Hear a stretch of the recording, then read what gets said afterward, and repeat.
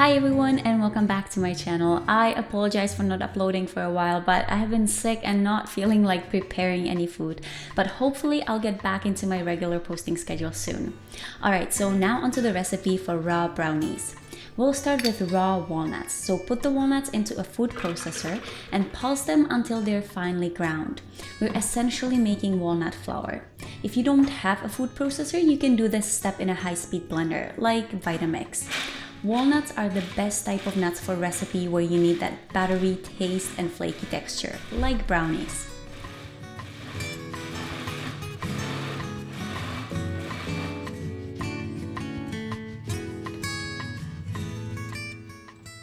Once the walnuts are broken down, add some raw cacao powder, a pinch of fine sea salt, cinnamon, and hemp seeds, and pulse all the ingredients a few times until everything is well combined.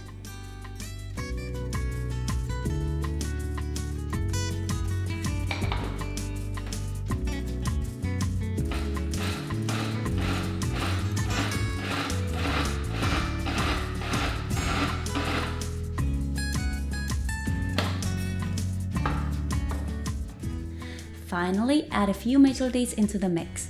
You'll need enough dates so the brownie mix sticks together.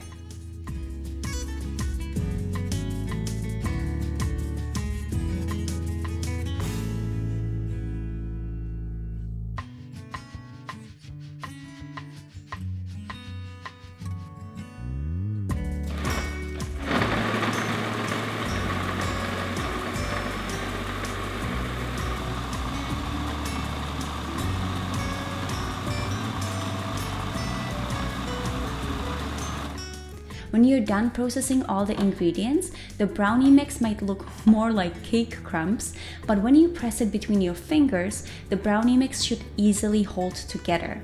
Also, keep in mind that the more you pulse the brownie mix, the more you're processing the walnuts. I made the mistake of pulsing the brownie mix for too long here, and the walnuts started turning into a nut butter, making the dough really sticky.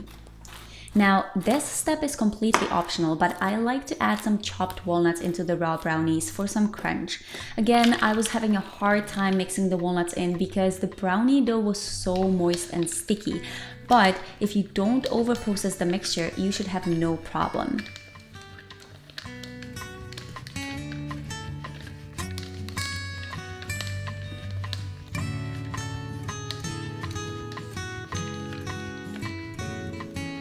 Press the brownies evenly into a parchment paper lined pan, or alternatively, you can oil the pan with some coconut oil. However, using parchment paper makes removing the brownies from the pan easier, so I always use that.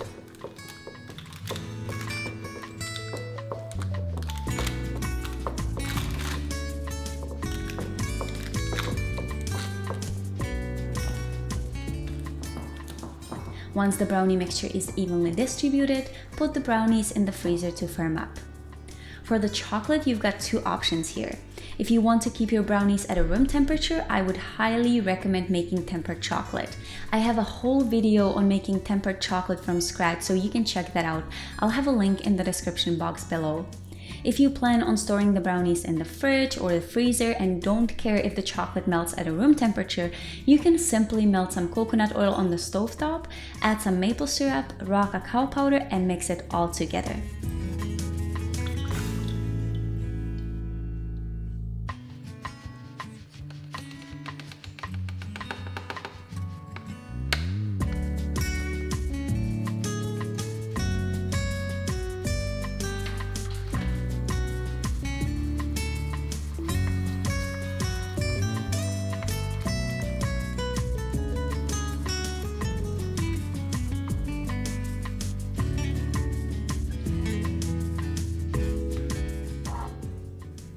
When your chocolate is ready, remove the brownies from the freezer and pour the chocolate on top of the brownies.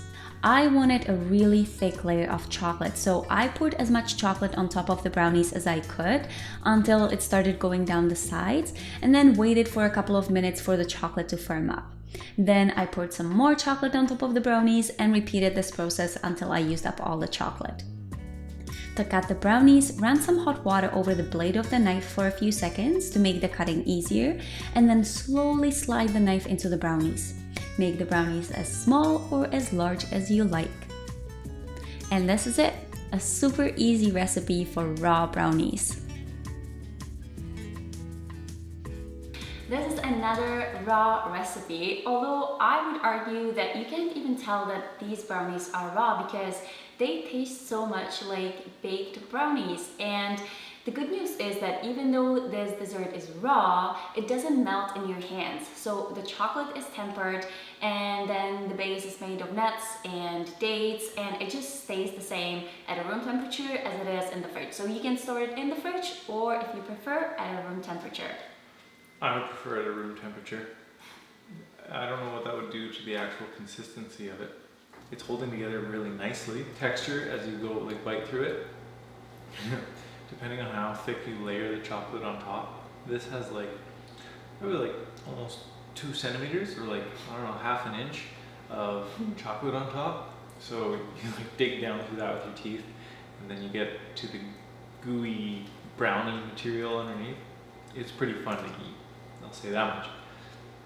Be careful with how many dates you put into it though, because it's one of these recipes that can be too sweet. Paired with the chocolate, it can be like overwhelming. The nuts though add like really good texture in there too. So Crunch. Crunchy, walnutty stuff. Your friends are going to love you if you make this and bring it over. So I hope you enjoyed this video. If you did, please give me a thumbs up, comment below, subscribe to my channel, and I'll see you next time.